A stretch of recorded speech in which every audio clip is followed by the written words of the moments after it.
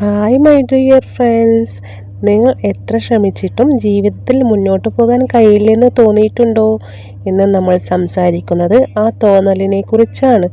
എങ്ങനെയാണ് ആന്തരിക ശക്തി കണ്ടെത്തി നിങ്ങളുടെ ജീവിതം മാറ്റിയെടുക്കേണ്ടത് എന്ന് നമുക്ക് നോക്കാം.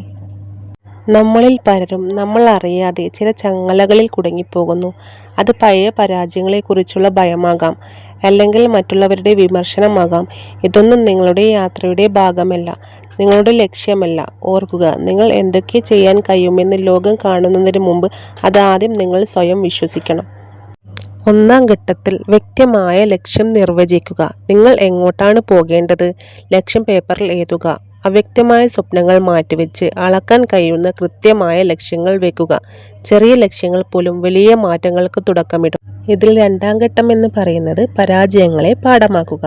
പരാജയം ഒരു അവസാനമല്ല, മറിച്ച് അടുത്ത വിജയത്തിലേക്കുള്ള ഒരു ചുവടുവെപ്പാണ്.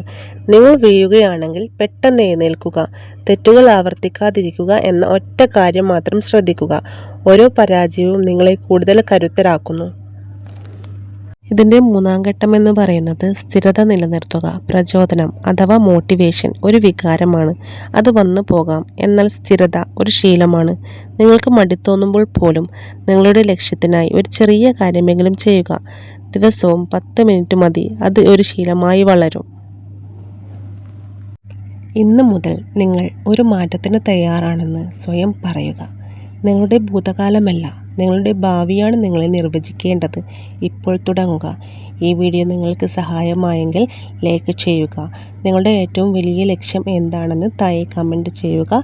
കൂടുതൽ പ്രചോദനാത്മകമായ വീഡിയോകൾക്കായി ഈ ചാനൽ സബ്സ്ക്രൈബ് ചെയ്യുക.